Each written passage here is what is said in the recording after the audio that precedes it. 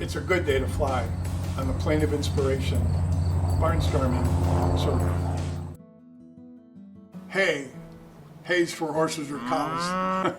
Heard that as a kid all the time. But hay is really a term in Wisconsin. This next poem is dear to my heart.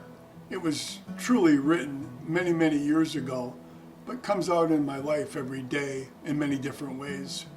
In between chores, being the oldest of 5 kids, my younger brothers and sisters weren't quite old enough yet to play. So I found myself playing with the barn.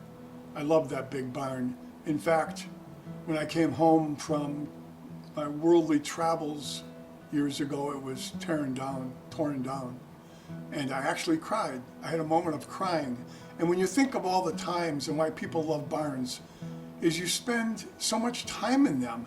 In fact, in Wisconsin, when the first barns were built, they built the barn before the house. True statistic. They built the barn, took care of the animals, had their substance for life, and then they built a house. So barns ring true to everybody's heart, especially when you grew up on a farm. And this is entitled, In the Shade of the Big Red Barn. The old barn stands tall, tall inside me. The old barn stands tall as I throw my ball up against his big red wall. It bounces back to me as I make my amazing diving catch. In my mind's eye, of course. I just won the World Series.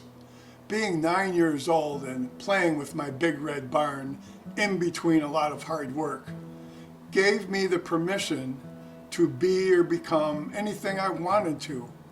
And in that very moment, in that instance, I made the winning catch for the World Series. I was the man. I was the man in the shade of that big red barn. You see, it verified me as I grew up. Imagination with hard work creates our brilliance, as every day is another day in our World Series of life. The big red barn no longer stands today, but deep in my being, that little boy echoes back to me from the shade of the big red barn. It's a good day to fly. Thank you for watching Barnstorming Serenity. Click, leave a comment.